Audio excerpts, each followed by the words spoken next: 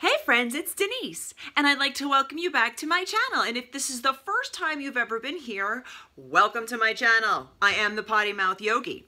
Today I'm going to be doing beginners yoga. So I did put out a yoga video not too long ago, and perhaps it was a little bit advanced. I know some of you are probably looking at it thinking like, girl, I ain't doing that.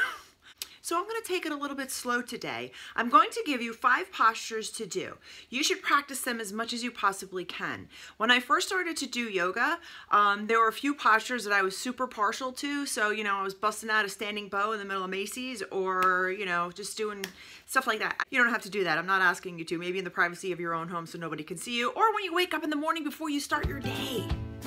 That would be a good idea. Let's get down to business. Come, let's do some yoga.